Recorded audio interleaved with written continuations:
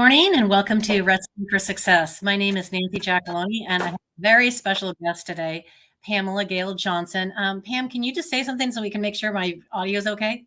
Hi, good morning. Can you hear Yay! me? Yay! This is very exciting.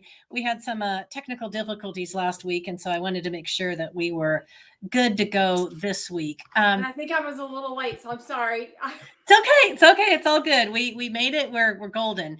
So for anyone joining the podcast for the very first time, Recipe for Success is about finding that special ingredient or technique that's critical to the outcome or success of whether it be a recipe, something in your business or personal life, because there's always one thing that really is critical. So we take that and we apply it to our business and personal lives.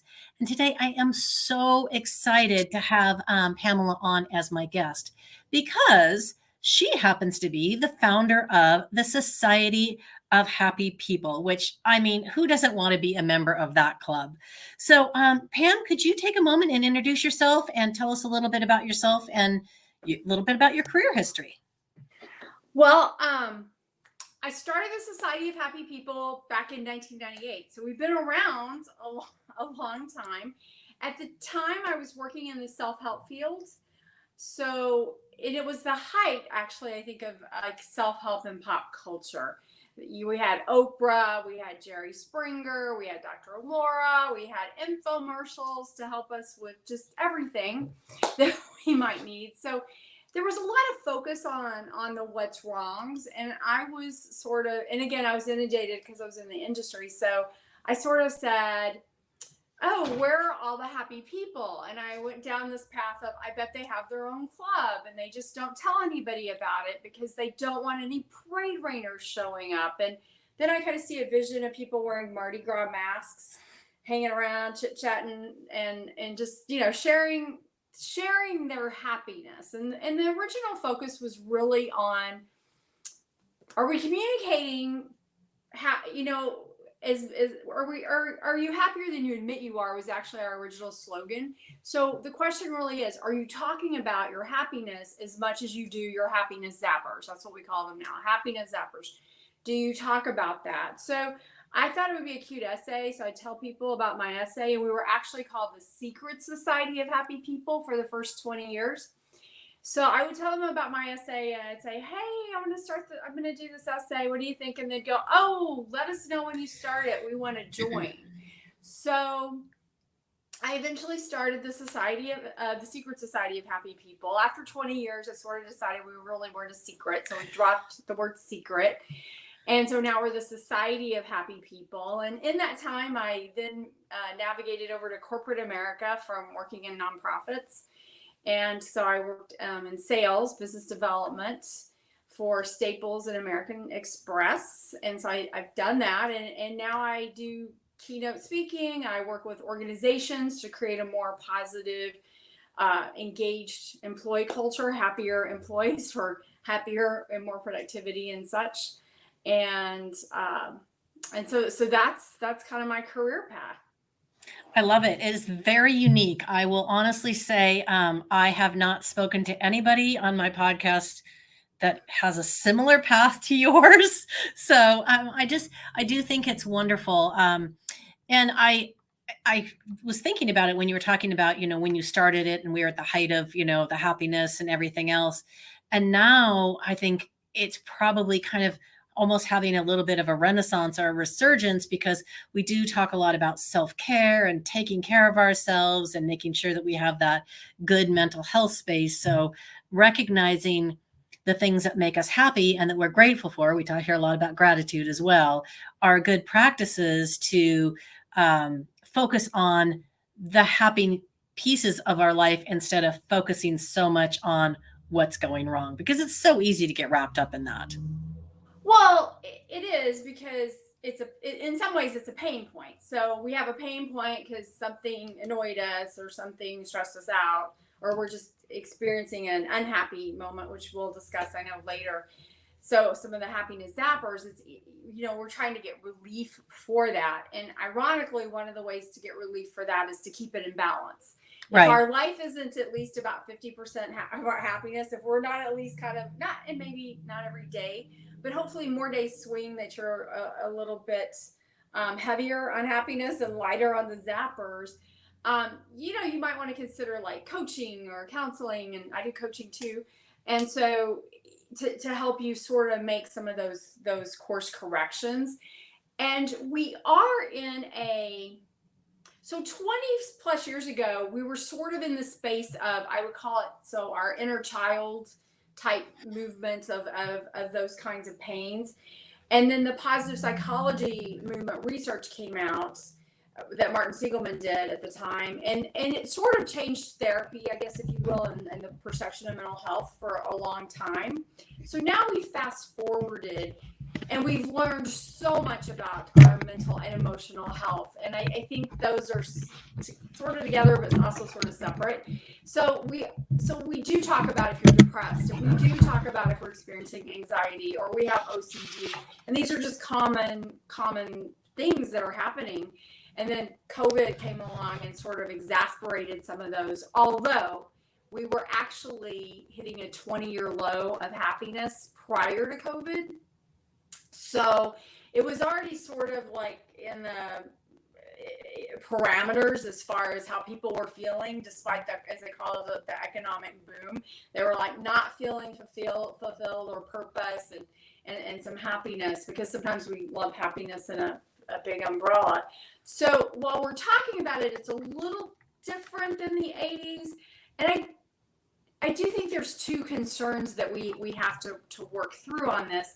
One is this culture of toxic positivity, which definitely impacts the workplace, because sometimes at work we just try to say, hey, we let you bring your dog to work, so you should be happy, or you're getting to work from home and you should be, like whatever the challenge might be going on, we tend to tell employees, oh, you should just be happy, you have a 401k or whatever it is. And while there's some truth in that those are some of the factors that can make us happier at work, it might or might not impact if we're having a problem with our boss. If our boss wants to run our team like a dictator because they have no leadership skills. Because one of the challenges, I think, with leadership is we often take a good individual performer, we make them a leader, and we don't give them any support or training. Right. And so leadership is a separate skill than individual performance. Now, can they be married? Of course. But sometimes there still has to be a bridge of mentorship and training. So some people can be working with that, or you can work with a toxic coworker that's bullying a team. I've seen coworkers bully a boss, and the boss is sometimes like, I don't even know what to do because this person's got some challenges or whatnot. So we have this tendency to have that element going on, and then we also have a tendency we want to be sensitive to people with mental health challenges because they are health challenges. So they are in that umbrella. So we definitely want to be sensitive and work with that. But we also have to, in the workplace and in our life, put equal time into our happiness and recognizing those happy moments and those feel-good moments. And how do we balance that? Like, that's not just a byproduct of the absence of mental health challenges or absence of happiness zappers. It is something we have to, set a mindset for and say, hey, I'm going to live as happy as I can today. And what that means is different for everybody because it depends on what's going on in your world, everywhere from work to home to your kids to your family, to your personal aspirations. So it's while happiness in and of itself is easy, I think sometimes the experience of it can be a little bit more I don't even want to use the word challenging, but it can be a little bit more difficult than we think because we just take it for granted. We just take those times we feel good for granted. So we really do sometimes have to put an effort into those moments that make us feel good. I would agree with that. Just a quick question. Is anyone else getting any feedback, interference when Pamela's talking? I don't know. It might just be on my side, but I just want to make sure it wasn't coming through. I'm getting kind of a weird vibration or interference, but we'll see if anybody responds. But in the meantime, okay, so along with the Society of Happy People, that's no longer secret, there are 3 national happiness holidays, and one is coming up. So tell us a little bit. Oh, yeah, I am getting, people are saying that when you're speaking, it's staticky. So make sure that you're, I don't know if you're using a microphone, just make sure that I the am connection. not, because then I can't hear you Oh, with okay. my iPad. So I'm trying to think what might be causing that, because I'm sorry, I don't. Yeah, it's actually quite staticky. But that's okay. We'll just we'll work through it. But let's talk about those happiness holidays. Well, August, when we actually started the society about a year into it, we wanted to, just encourage people to think about happiness. And at the time, there really was, there were silly holidays, but like, it's Pickle Day or whatever. But there were a lot of health holidays, but there really wasn't one focused on happiness. So we actually started the first Admit You're Happy Day, which is now Happiness Happens Day. So we started that as our very first holiday. I sent letters to every state office governor to try to get proclamations, because I was trying to make it official, and that made it official to me. So the next year, one of the feedbacks was, well, I couldn't celebrate on the 8th, or, is this or that. So we went ahead and just made the whole month of August Happiness Happens Month, so that you can celebrate anytime you want, as many times as you want. Hopefully it helps you develop a habit of happiness, so you're taking that with you through the year. And then eventually we had some people who said, some schools are not back in school in August. So like kids need more happiness. So we need to do something for kids.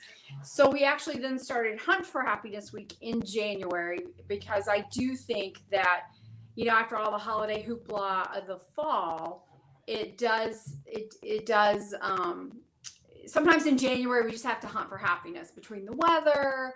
We don't have spring break for a few months. There's not a lot of holidays. So it's a little bit of a hunt for happiness time. So we created that as a week. And then that was before the big international UN holiday that happens in March, I believe. That was like probably a decade before that. Am I still staticky? You're still staticky, unfortunately. I'm not sorry. Sure. That's okay. So you've taken all this happiness knowledge and this happiness practice and the way that you coach people on finding more happiness, and you turned it into a book called Practical Happiness. And you have essentially outlined 4 principles. So let's talk a little bit about that. Well, the first principle is happiness is personal. And so in this world of what I call groupthink, which social media helps facilitate it actually goes back to text. There was a time, and this has to be at least 10 or 15 years ago, when movie producers would really know on Friday night if the movie was going to be a weekend box office success, because people were walking out of the theater texting all their friends. And so if they got positive reviews from the first group that went, people would go through the weekend. But if all the friends were saying, hey, I didn't like XYZ movie, people quit going. That's sort of transitioned now more into social media. So like, I know when I went to see Top Gun the opening weekend, I was messaging like, hey. Everybody, I saw so many posts about Top Gun. I mean, how could you not want to see it? Right. Well, exactly. It was kind of groupthink. Now there is a whole bunch of people who did not go to original Top Gun. So they're still kind of sitting here because I was talking to them at the movie theater I was at. They're like, well, I don't know. But for those of us who remember Top Gun, we're all like, hey, I got to go. And now I need some aviator sunglasses. The Ray-Bans, yeah. Yeah. So it starts. So that's kind of groupthink. And groupthink is okay for recommendations and some things, but we still all have things that make us personally happy. And it might not make our kids, our spouse, our significant other, our sisters, brothers, friends, whatever, happy. But we need to know what that is for us, and we need to honor that and engage in those activities that make us happy. Otherwise, we get lost. If you're only doing what makes other people happy, you eventually wake up and go, hey, what am I missing? And maybe it's something as simple as sitting on a park bench, reading a book, or tossing some food to the birds, or whatever that is for you. Or it might be something big, like you may be somebody who needs a bunch of bucket list goals, like I need to go, hang gliding, I need to go to this place.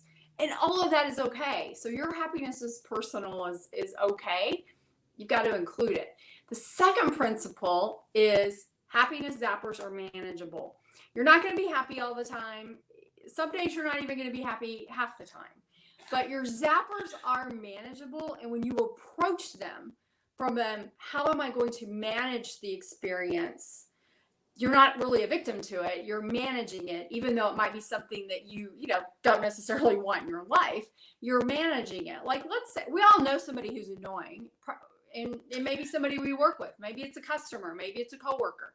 But we're going to know somebody who's annoying. We may not be able to get rid of them. So how do we have some management tool? We can't just go, oh, I'm not going to work with you because I don't like you, or you're my customer. I know I used to have some customers in sales that I'd see their number come up and I'm like rolling my eyes, and I would take 5 minutes and center myself before I called them back, because I knew it would always be they're not calling to tell me something positive. Let's just put it that way.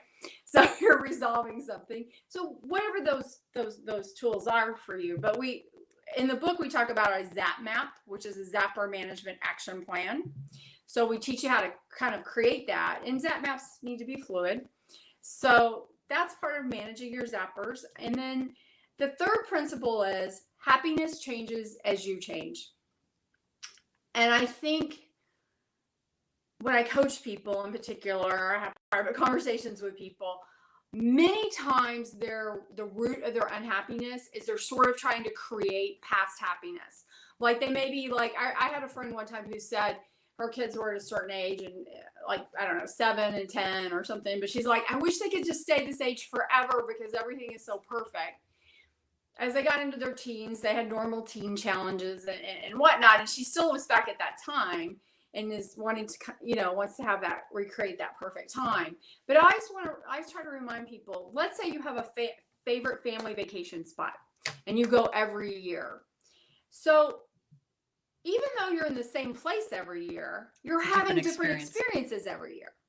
So some years might be happier than other years, but you're never going to recreate even the exact same experience, even if you loved it, because things have changed. You have changed. The people around you have changed. Your experiences have changed. We all just went through a pandemic, and those pandemic experiences have changed all of us. I kind of jokingly say I will always carry a mask with me, because I now know apparently I French kiss everybody and they French kiss me. Because apparently if we were speaking, I would be projectile spitting on you. I mean, it goes much further than you think. And so I remember talking to somebody once, and I'm like, I would not want you spitting on me. I can already tell. I would not want that. So probably a mask will be in my purse forever, my own little OCD-ness. So again, we've all had different experiences that have changed us. And that one's a big one. It was like 9/11. Like now you go to the airport and you're not shocked when they're like really searching your bag, or if they pull you aside and say, we need to go through your bag. And you're like, oh, I forgot I left that. I forget sometimes to leave bottles of water in a bag, and they're like having to take it out. I just didn't, if I packed back-to-back trips and there was one in there, because I always keep water on a plane out of habit. We don't think anything about that now. We would have thought a lot about it prior to that. And so I think we're in a cultural, change, but otherwise just experiences can change us. Health, situations can change us. People we know can change us. Maybe we're on a break with somebody and it can change us. So our happiness is very fluid and changes. And then finally, the fourth principle, probably one of my favorites, because it's how do you increase your happiness? Happiness is bigger than you think. So we have 31 types of happiness. And in the 20 plus years that I've done this, we even have a happiness counter. So if you want to go get the counter, you just go to sohp.com/gift.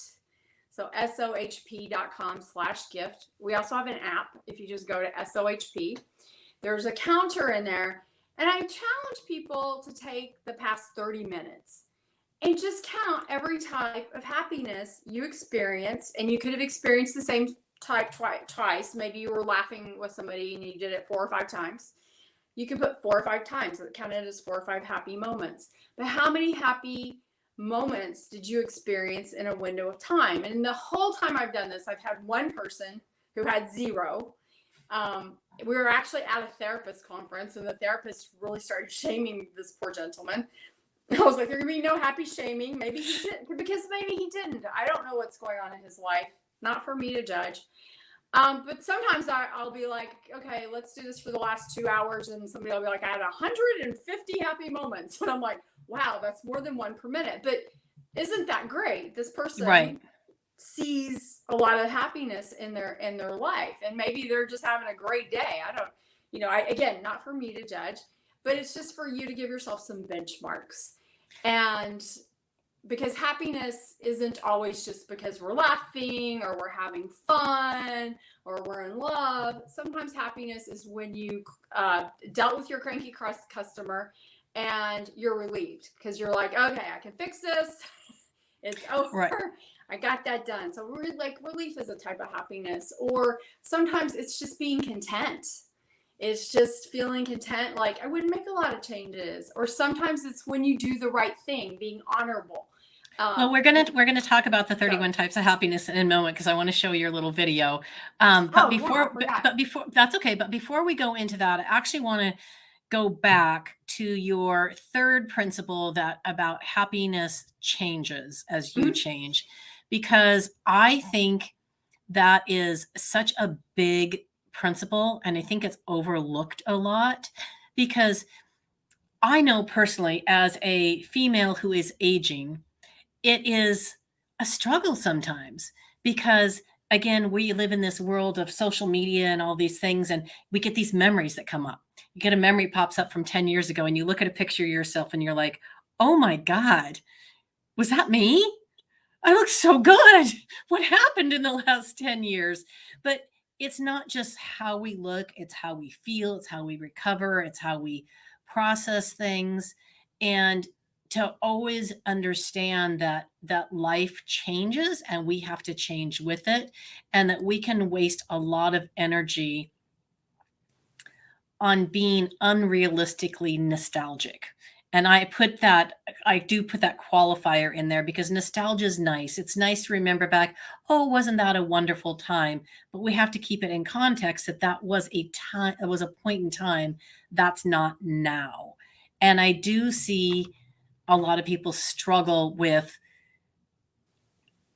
that flow of change and finding how to stay present and how to find those new benchmarks, those new happiness levels, those new their new reality, because we don't stay the same. Well, we don't. And nostalgia, by the way, is one of the 31 types of happiness because we want to have those pleasant memories. We want that to be there. But the key is to remember they are in the past. They're not present. And I think one of the challenges is we keep trying to recreate the past. That's whatever that is, from our physical piece to how we feel. And we're not present. We're not in a mind. We're not mindful of where we're at. And because of that, then we end up missing the happiness that's taking place now, even though it might look different than what we thought it might have looked. I think that is I know when I talk to people that are really struggling with finding happiness, that is often part of it. They keep wanting to recreate what was versus embracing what is. Right. And life is going to change whether we want it to or not. It's going to change. New happiness will show up. And if we embrace that happiness, we're kind of lucky because we'll have that nostalgic happiness that can make us smile. And then we have the present happiness that's there as well. Right. And that's why I say there's a division. I mean, nostalgia is good, but it can also be dangerous. And it's really important to understand what the difference between thinking back fondly on a memory and trying to keep that as your present reality. Well, we also live in a culture that in my opinion, and this is an opinion, I don't think I've read a study on it. We don't like when people change. I mean, even No. I don't want to go down politics, but like I noticed one of the things I noticed when somebody runs for office, they'll go pull a paper they wrote when they were in college. And they're like, well, they said blah, blah, blah when they were like 19 and, now they're 60. And you're like, well, they did a lot of living in that 41 years. And so maybe they did change. Yeah. Maybe they evolved. We hope, in fact, we hope they do. We don't really want you thinking like you're 19 when you're 60. Now, when you're 19, it's great to think whatever whatever you think or do whatever you do. But when you turn a different age, you've got experience, and that's part of embracing those changes. And we live in a society that'll say, but you've got a business degree, so why have you decided you want to be an artist? And you're like, well, because I did business for 20 years and now I've sort of retired from that and I want to make my ceramic vases or paint pictures, or I want to do something else. And that is really, actually, that's a great thing because it means you're letting yourself grow and evolve. But like I said, we also live in this society. I'm sure, Nancy, you got to know somebody that if you said tomorrow, like, hey, I have decided I am going to take 3 months off and go I'm going to go hike in Alaska, and they're going to just look at you and go, but why would you do that? And you're like, no, I 100% agree. Okay. So I'm going to play a little video. Now, this is the first time I played a video in the middle. So again, bear with me if this works or doesn't work, but this is to illustrate a little illustration of Pam's identification of the 31 different types of happiness. So let's see if we can do this.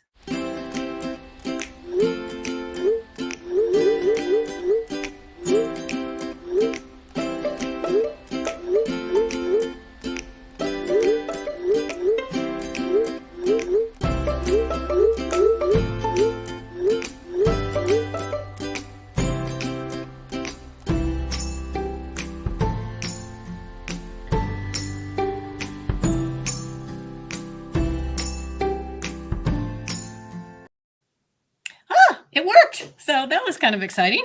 So I think that those were great I love the little emojis. I love the little different expressions of happiness. And of course, I did see nostalgia pop up there and blessed and gratitude and some of those things.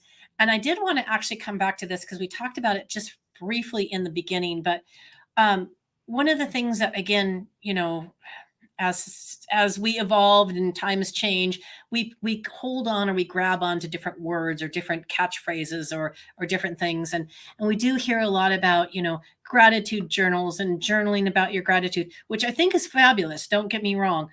But I think we don't often think about those are moments of happiness. If we're grateful for something, generally it's something that actually made us happy. And so I think happy is such an underused word. We look for all these big ways to describe how we're feeling or what's going on, but happy is a great word. Happy is a great feeling. And I think that you giving us an opportunity to identify those different emotions as forms of happiness is incredibly important. Well, thank you. I actually like to define happiness as when you feel naturally good. And so sometimes that is going to be dependent on what's going on in your day. Just quite frankly, just goes on in your day. So if you've had a really chaotic day, so you're just like, you may not be feeling, quite frankly, grateful. And the gratitude blessings, people get annoyed when I say that, but you might not be because you're just like relieved and you feel better than you felt maybe 30 minutes before. You're just relieved to finally sit on the couch and, chill to something, either music or something you watch on Netflix and just kind of escape. You're like, oh, the kids are in bed, homework is done. I can just take 10 minutes and just breathe and do whatever it is I need to do because you're feeling a little bit relieved. But maybe your happiness is just this little stair step. And then some days, let's say you're having an anniversary party for something or it's your birthday, you might be way up here on the fun type of happiness. You may be at a higher vibration of happiness. So I think of happiness as different vibrations, but most of them still get to that place of feeling just a little better than you did before. And I think gratitude sometimes makes people feel guilty because they like, I will say on my worst day, I live a blessed life. But on my worst day, I may not be feeling blessed, even though my mind knows I am blessed. Right, right. It really gets into what you're feeling. But I might find something amusing. I might, in fact, I was looking out the window the other day. I was trying to figure out a solution to something, and I see this cute little squirrel, and he was holding it. I couldn't tell what he was eating, but he was just sitting there eating, and he's super happy under the tree. And I just started laughing at this squirrel because I'm in my own head. I'm somebody who's easily amused. So in my own head, I start having a conversation with the squirrel, and we're just chit chatting about life and summer and his little snack there. Now, somebody else might think that's just too silly and they would never do that, and that wouldn't make them happy at all. And that's happiness is personal, but it's sometimes, but that made me feel good in that moment because I was in that place of running on a little treadmill. Right. Like, okay, that doesn't work. That's not working. This isn't working. What is it I need to do to solve something? And like I said, the little squirrel made me feel better, and eventually I found a solution. So I think happiness again is in some ways a more complicated experience than we just want to lump it under an umbrella, and it's much more complicated, I think, than that. And when we start looking at it that way, though, ironically, we actually find more of it. Right. I know. I can see that for sure. Okay, well, let's flip the script a little bit and talk about what you like to call as happiness zappers, or as I like to call things that piss me off. But and that is your personal happiness is personal. So let's talk about what is a happiness zapper and how can we manage them. Well, happiness zappers are just those experiences that they're kind of like I think of like a tick, they seep away our happiness, they latch onto us and they do that.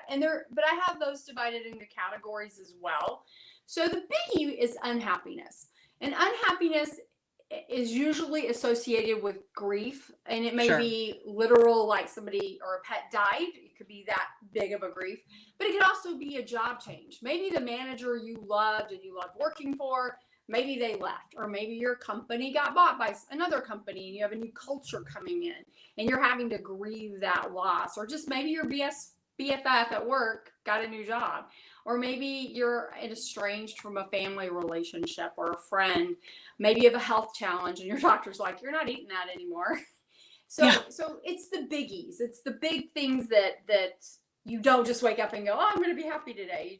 You have to go with the flow. They're kind of like a river, and you just have to, and it sort of manages you. But if you know that, then your expectation isn't it's going away tomorrow.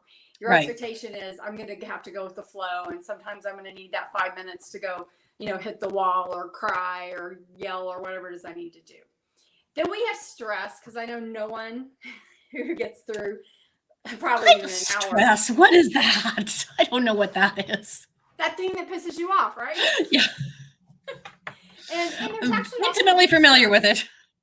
There's good stress, like say you're planning a wedding. Yes. That's good stress. But excitement stress. Yeah. It does all the same things in your body that bad stress does, sort of. So you can't have too much of that either. But it's managing it, and we all manage stress and even different stressors different. So somebody it might be going to run. Somebody else might want to go do yoga. Somebody else might want to deck a wall. Somebody, we may need to create a plan, whatever it is. And it can also vary day to day. So if I didn't get enough sleep last night, I may be more stressed today over everything. Absolutely everything is stressing me out because I'm tired and I need a power nap. And then if I got enough sleep, a lot of stuff, you're like, okay, that's just no big deal. It's not even going on my stress plate. And then the next one is fear. Fear is a zapper, and I always like to preface this. If you are in a legitimate, scary situation, your house is burning down, a hurricane is coming to your house, somebody is being emotionally or physically abusive, take appropriate action, because there are legitimate, real fears. If there's a snake, don't go grab it. There's legitimate fear, unless you are a reptile handler or whatever. But know what you're doing if you do. There's legitimate fears, but most of our fears are right here between our two temples. And they stop us from doing things that might or might not make us happy. Like if I've never jumped out of an airplane with a parachute, I don't know if that makes me happy or not. But I don't want my fear of heights to stop me from doing it if I really want to do it. Right, If it's right. really on my bucket list. Like I just want to see the world from that elevation. I don't want to stop that because of my fear. Now maybe I need coaching, maybe I just need to go watch it, maybe I need to talk to somebody. But we don't want fear to stop us from trying new things and experiencing things or talking to a stranger, because that stranger might be your new best friend. Right. You just don't know. So fear. The next one is chaos. So if you're living, I guess right now is it in Yellowstone where they've had all the flooding, and your house just got flooded out on the river that I saw in the news the other day, that is an obviously chaotic experience, and it's going to give you stress and all these different things.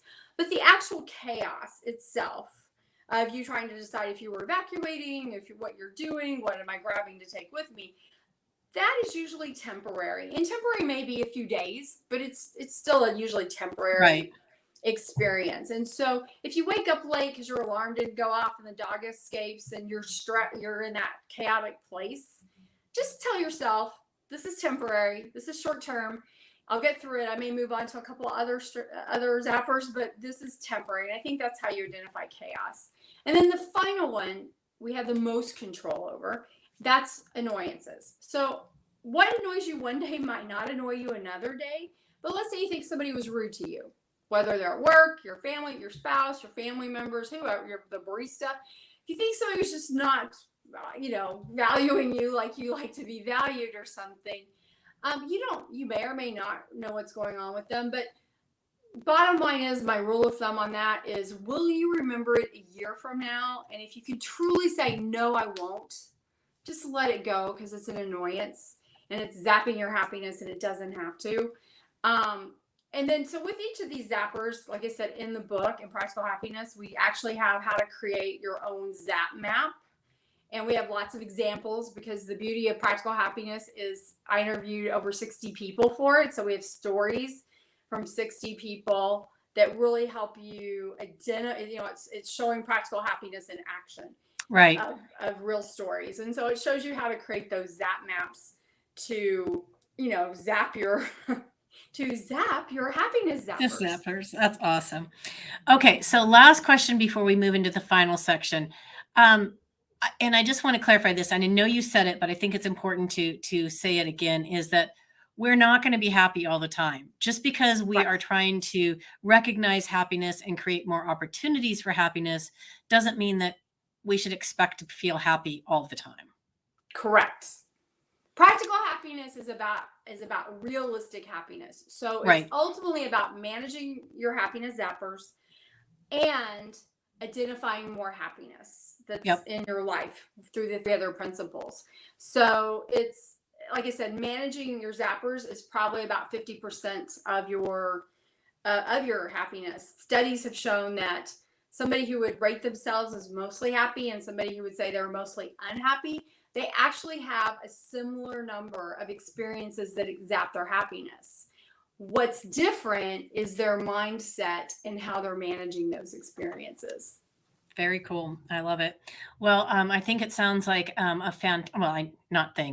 I have a copy of the book. It's fantastic. So if you have never heard of this, I highly encourage you to pick up a copy either from Pamela's website. It is on Amazon. Yeah, it's on Amazon. You should be able to get it at a bookstore. Yeah.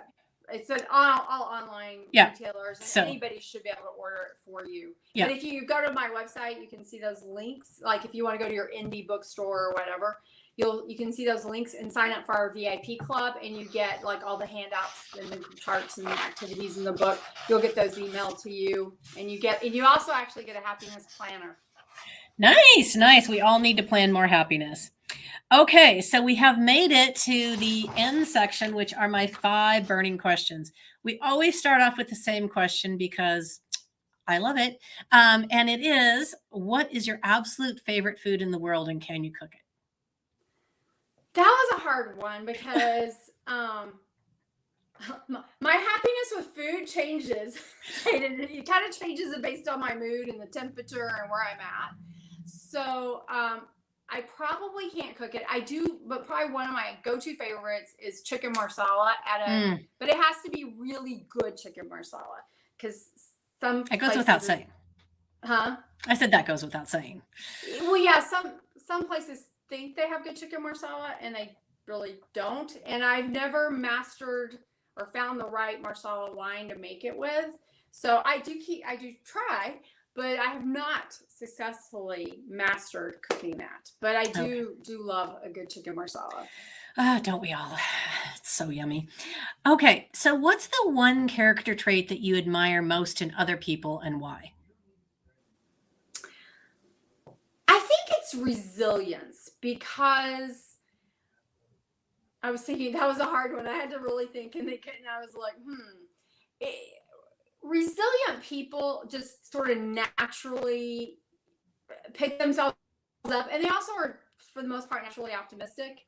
So there's a piece about resilient people that they don't let themselves stay too much in the chaos and the trenches and happiness zappers. They think they naturally manage them. They naturally move into a management mode, and they may be letting themselves grieve. Like they may say, hey, I have to close my office for 2 or 3 days because I'm just having to deal with whatever it is. Maybe they had a bad health diagnosis, whatever it is, but they go into a management mode.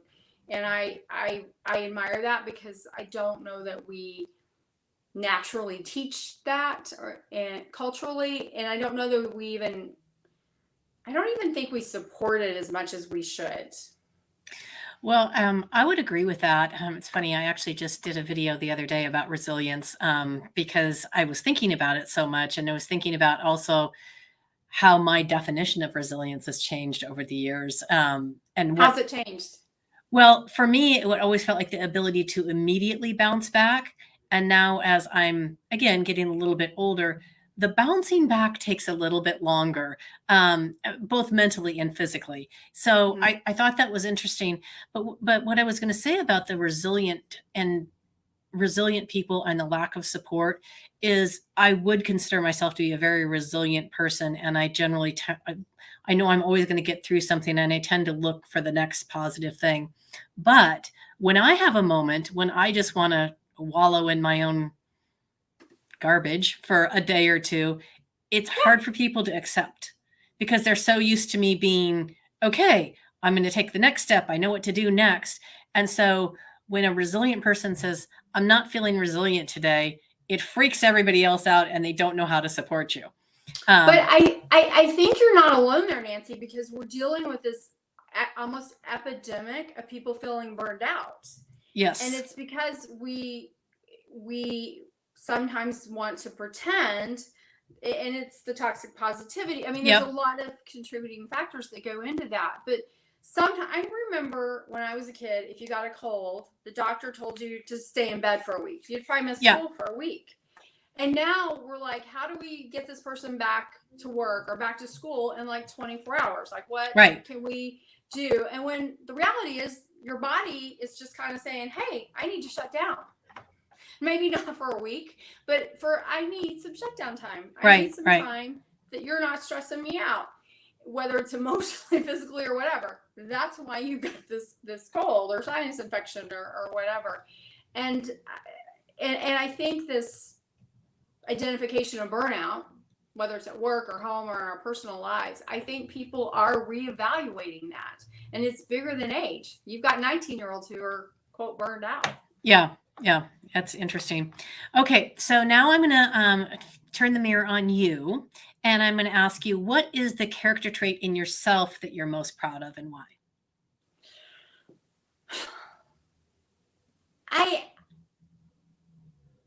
I'm probably resilient, but I'm also naturally, I think, for the most part, optimistic.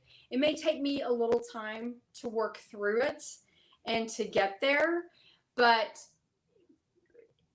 and as I get older or wiser, I like to call it wiser because I don't like the word old, but as I get wiser, I'm also less reactionary. And so I'll give myself, like, okay, I don't have to decide this now. And I think when my younger self would always be like, I got to make my plan now. I got to get it figured out now. And like, let's give it a day. And I let Right. myself go through that piece because I know that things are going to work out. Like part of that optimism kind of shows up like, oh, I can just let this kind of work out. And it's a combo, like I said, the optimism and the Right. resilience. Nice. Okay. If you could encourage people to do one thing, only one thing to improve their happiness level, just to help them be a little bit happier, what would it be and why? Well, I'll give you a science-based one and then I'll give you a mindset-based one. But the science-based one goes back to a Harvard study that started well over 70 years ago now, maybe closer to 80. And actually, JFK was even in it originally. So it goes back a long time.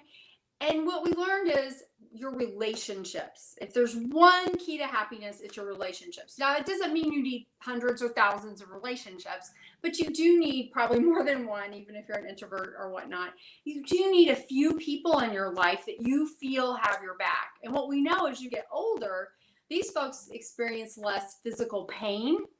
They experience more joy. They're actually usually a little healthier. So if you have to do one thing, make sure you have, your posse, whatever that is, your spouse, maybe your kids, but also some friends in your posse that you just, if you call them at 3 a.m, I jokingly say the group of people who would bail you out of jail and you would bail them out of jail with no Yep. questions asked.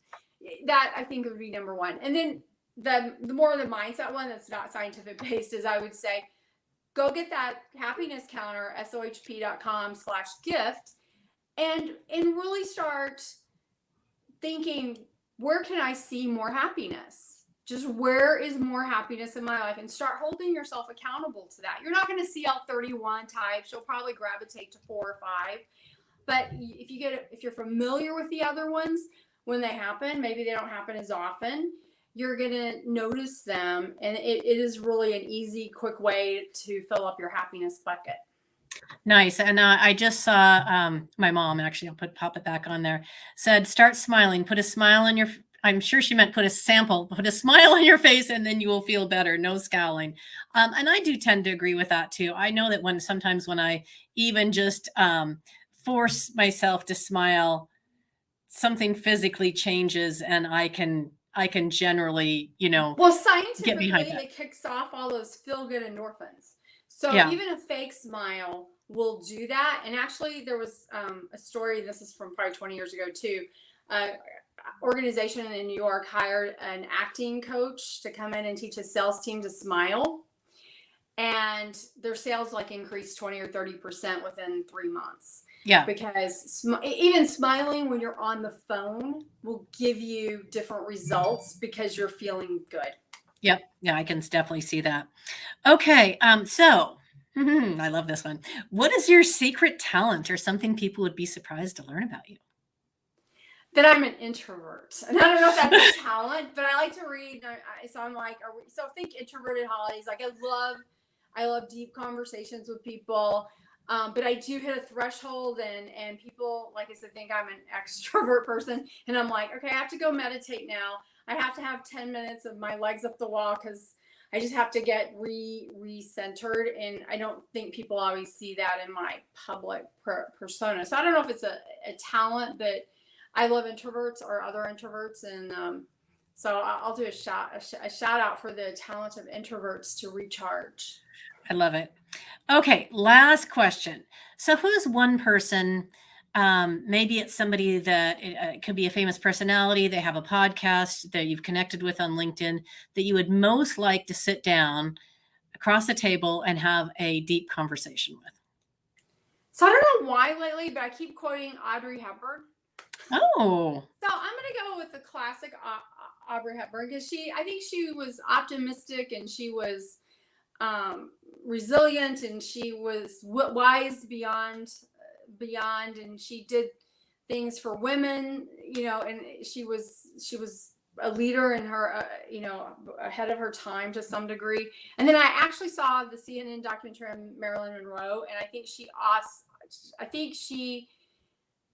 how smart she was gets missed. Right. So Yeah. I would also love a conversation with her. Well, So I'm going for the classics. I don't know that, why. I love that. I love it because no one has ever identified either of those two people. So I love that you chose them. So that's wonderful. But plus, of course, we can't. Both of them were so chic. I mean, you can't help but love that as well. So that's always great. Well, thank you so much for coming on the show today. And again, for anybody that wants to learn more about Pamela's book, about the society, it's shop.com. Is that correct? No, SOHP.com. SOHP. But we'll let you shop. Society of Happy People. And then you can check out your happiness map, your counter. You can also, it's a good information there. If for any reason you can't find it, please either message Pam or message myself, and we will make sure that you are connected with the right link. And again, just thank you so much. And I know that my happiness counter is definitely up for today. Oh, great. Thank you so much for having me on, Nancy. This was so fun. Thank you. And we'll see everyone next week.